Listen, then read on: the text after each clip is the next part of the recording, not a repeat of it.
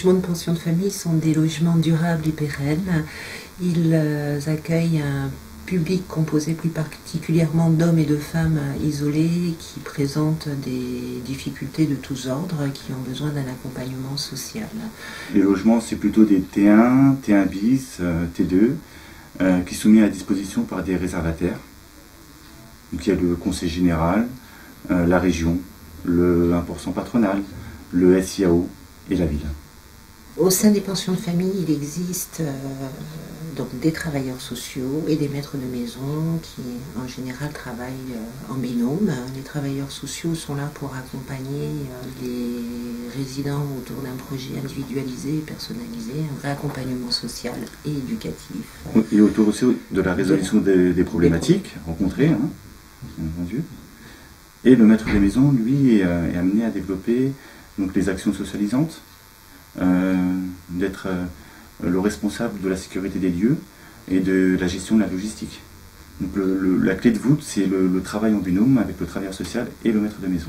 Alors, les personnes accueillies en pension de famille, elles ont pour la plupart une biographie émaillée de rupture, un parcours décousu, un parcours professionnel disloqué ou inexistant, des difficultés à tous les niveaux, même sur le plan de la santé, et ont derrière elles un parcours institutionnel lourd, des prises en charge multiples dans des CHRS, dans des CHU ou même à l'hôtel.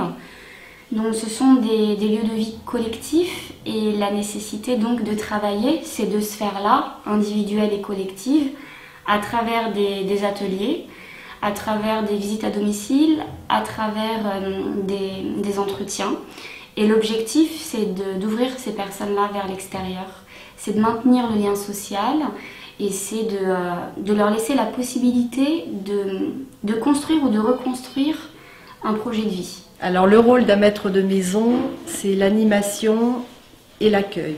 Il a aussi pour rôle de travailler avec le binôme travailleur social du site. Si on a constaté qu'un résident ne va pas bien, qu'est-ce qui serait mieux pour lui de faire, de lui apporter. À ce moment-là, on en parle et chacune donne son avis, mais on arrive toujours à se mettre d'accord puisque le résultat, c'est que le résident aille mieux. Ils sont des gens qui n'ont pas ou peu de famille ou qui ne sortent pratiquement jamais. Donc si nous, on n'est pas là pour les pousser un petit peu à aller vers l'extérieur, ils ne le font pas. Ils s'excluent eux-mêmes, hein, et on leur explique que oui, pour pas grand-chose, ils peuvent venir, ils peuvent sortir, ils ont le droit, ils ne sont pas obligés de s'habiller en costume, et c'est un long travail, hein, c'est pas quelque chose qui se fait comme ça.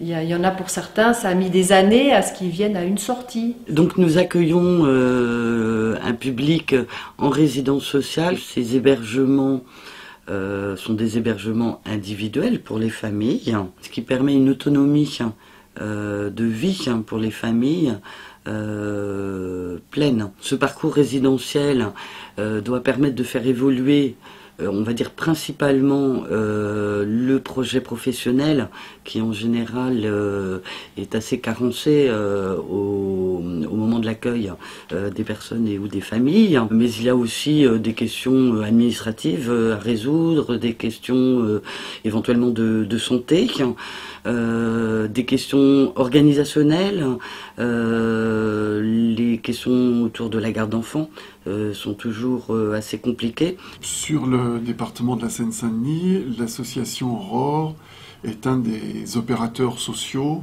que nous finançons dans le cadre du Fonds de solidarité logement. Ce qui est pour nous très très intéressant dans le travail que nous avons avec Aurore, c'est qu'Aurore est un opérateur qui est déployé sur beaucoup de dispositifs différents. C'est-à-dire qu'il n'y a pas que l'accompagnement social lié au logement dans le cadre du FSL, il y a tout un tas d'autres dispositifs qui sont des dispositifs de soutien, d'accompagnement à des publics en difficulté, à des publics qui se trouvent en situation compliquée par rapport au logement, par rapport à l'insertion sociale, etc. Alors en fait, mon travail, c'est de l'accompagnement global, mais dans le cadre de l'accompagnement social lié au logement. C'est-à-dire qu'en fait, on rencontre les personnes dans le cadre du logement, donc les personnes sont forcément en situation locative. Et on a 2 axes de travail, soit l'accès à un logement, donc les familles qui accèdent à un logement, soit les familles qui sont, entre guillemets, à maintenir dans le logement. Pour éviter l'expulsion, on va tout d'abord travailler avec la famille, sous un aspect éducatif et pédagogique, de façon à déjà prioriser les dépenses. Si la personne ne paye pas, par exemple, son loyer, ben évidemment, on va travailler sur la priorité, ce qui n'est pas forcément évident pour toutes les familles. La mise en place d'un plan d'appurement, et à partir de ce moment, quand ça c'est intégré, c'était discuté, c'était assimilé, on va pouvoir s'en servir comme outil pour notre travail de négociation et de médiation, donc avec les partenaires, qui sont évidemment le bailleur, qui sont la préfecture, le juge d'exécution, la CAF éventuellement. Le gros du travail, c'est le savoir habiter. Donc savoir habiter, on est dans le cadre du budget toujours, des dépenses, de l'environnement, des nuisances, des numéros d'urgence, enfin, tout ce qui est autour du savoir habiter.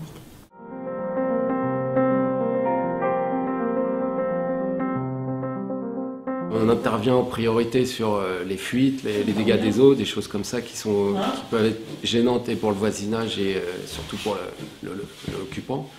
On a un système de fiches d'intervention dans laquelle après moi je suis chargé de les distribuer en fonction de l'urgence et de la panne en question. Hein. Nous on a des compétences techniques à apporter et des problèmes à régler, mais aucun jugement à porter sur les gens. Donc même si c'est un peu des fois c'est difficile parce que ce sont des personnes compliquées, complexes, qui passent une période difficile, on essaye toujours d'avoir une approche quand même humaine.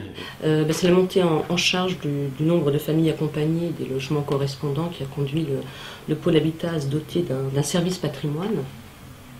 En partant d'un double constat, c'est qu'il y avait à la fois à rationaliser et à optimiser les procédures en matière de recouvrement de loyers, participation, redevances, selon les structures.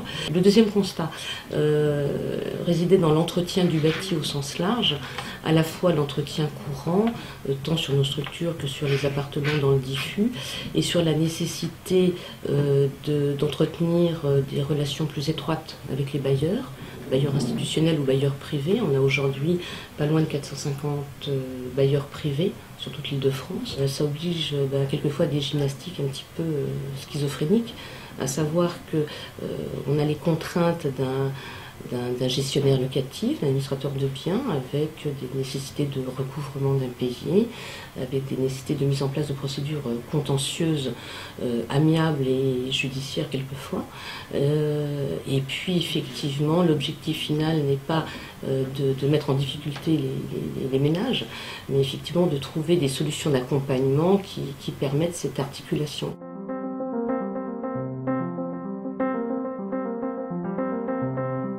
Une bonne orientation du public, puisque pour être dans ces dispositifs, pour être accueilli dans ces dispositifs, il faut présenter une certaine autonomie. Une autre donnée importante, c'est bien sûr une équipe de professionnels, ce que nous avons.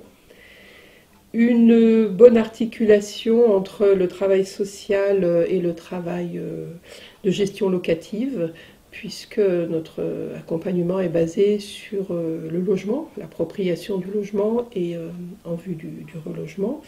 Donc le travail avec les équipes techniques, le quitancement extrêmement important en lien avec le travail social. Chaque travailleur social aujourd'hui est référent d'un secteur qui correspond à peu près à un demi-département et du coup alterne les rencontres soit à domicile pour évaluer aussi les capacités d'occupation du logement et pouvoir faire un certain nombre d'observations à partir du logement, soit au siège de Montreuil en ce qui concerne la nécessité de poser un cadre. Donc c'est un vrai travail de partenariat en fait très étroit qui est mené avec l'association depuis le lancement du dispositif en 2007. Donc Aurore était un des partenaires du début là-dessus et au fur et à mesure en fait l'association s'est structurée autour d'un pôle, d'un service dédié et du coup c'est vraiment des échanges au quotidien avec les différentes équipes à la fois sur le suivi des logements et sur le suivi des ménages avec l'équipe sociale et l'équipe, on va dire, plus sur le suivi administratif du dispositif.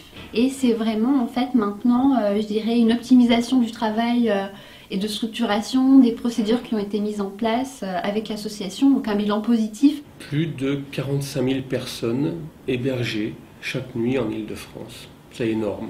Personne ne peut se satisfaire, je crois, de se contenter d'offrir une place d'hébergement à ces personnes. C'est tout l'enjeu du travail que nous construisons et c'est tout le savoir-faire d'une grande association comme Aurore de pouvoir inscrire ces personnes dans des processus d'insertion vers l'emploi, d'insertion vers le logement. On vient de lancer Solibail 5 qui permet d'offrir à des familles des conditions d'hébergement bien plus satisfaisantes que l'hôtel. Il faut que ce dispositif trouve sa maturité économique, son équilibre économique, et puis qu'on arrive à construire ces parcours d'accès au logement et donc qu'on puisse bien préparer les familles vers un logement autonome. Aurore, pour nous, c'est un savoir-faire, une association qui a su se construire au fil des ans et qui a su développer des réponses toujours plus innovantes. Aurore, c'est une association qui, dans ses centres d'hébergement, développe non seulement un accueil, un accompagnement, mais qui sait développer des formes nouvelles de prise en charge.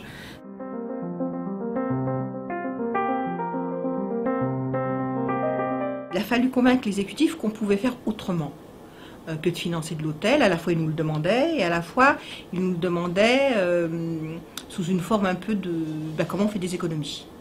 Nous, à partir de cette demande-là, on s'est dit comment on fait des économies tout en construisant un véritable dispositif de prise en charge. Et donc on a commencé à regarder ce qu'on avait de libre dans le patrimoine départemental. Et on s'est rendu compte qu'on avait des gendarmeries qui n'étaient plus occupées par des gendarmes et qu'on avait l'habitude de donner pour 1 euro symbolique aux communes. Et il a fallu convaincre l'exécutif qu'au lieu de les donner aux communes pour 1 euro symbolique, on pouvait peut-être les transformer en logement relais pour des mères avec enfants de moins de 3 ans. Et ça a pris du temps, je dirais même que ça a pris à peu près 7 ans.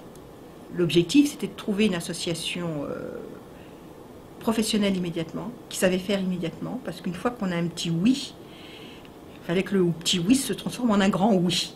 Donc il fallait qu'on ait un savoir-faire immédiatement mobilisé. Ce que nous observons, c'est qu'il y a une kyrielle de profils, des profils familiaux qui se décomposent, recomposent. Bref, l'offre classique du logement familial classique, en tout cas, ne répond plus à ces nouveaux besoins. Et nous ne sommes pas organisés pour traiter et apporter un service aussi spécifique que peut-être un gestionnaire.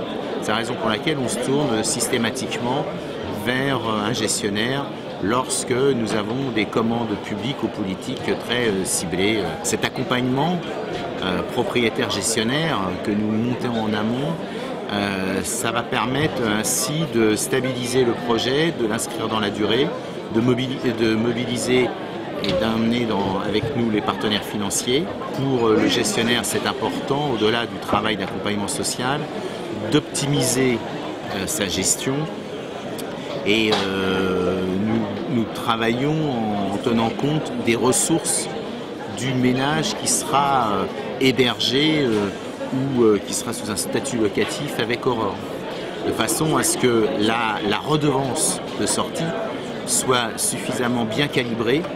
Et pour cela, ça passe également par un projet architectural optimisé. On veut ainsi démontrer aux partenaires, et notamment à l'élu, que lorsqu'il a affaire en face de lui à un couple propriétaire-gestionnaire et qu'en cas de difficulté, quelle qu'elle soit, on ne va pas s'opposer, mais au contraire apporter des éléments de sécurisation pour l'élu. Nous sommes dans du logement très social, du logement accompagné pour des personnes très en difficulté, qui ont besoin d'un fort étayage au niveau social.